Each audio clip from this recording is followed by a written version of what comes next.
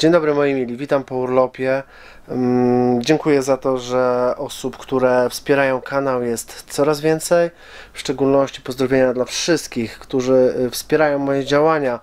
Dzięki temu, że wy robicie to, co robicie, ja robię to, co robię, czekają na nas jeszcze przygotowane maszyny w studio. O, to jest moje studio. Czekają na nas takie maszyny jak Ricoh SP5200. Będziemy ją rozkręcać, pokażę jak się wymienia bęben, deweloper, inne takie rzeczy. O, dobra, widać? Widać. Czeka też na nas przygoda z Ricohem MPC3004, czyli z nową maszyną, która oparta jest już na Androidzie 3004. Czeka na nas 4503. Maszyna, w której już ją troszeczkę zdekompletowałem, bo robiłem jakieś filmy. Pobawimy się z bębnami, pobawimy się z piecem, z transferem. W 3004 pobawimy się ze wszystkimi tymi elementami. Zregeneruję transfer, bębny. No, troszkę tego będzie.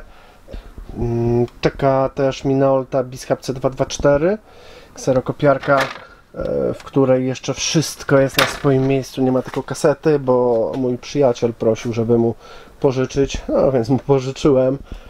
I czeka na nas jeszcze też kserokopiarka konika Minolta Bishab C250i.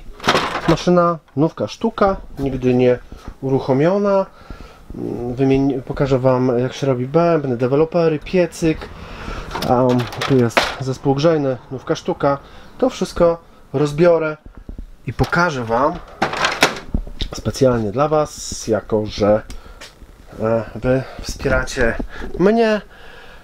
Dzięki temu wsparciu mogę kupować te maszyny. Jak zresztą widzicie, no czasem też muszę kupić jakieś narzędzia. I te maszyny będę przed kamerą rozkładał, naprawiał, pokazywał problemy, rozwiązywał zagadki. Różne takie dziwne rzeczy. To wszystko w tym sezonie. Zapraszam.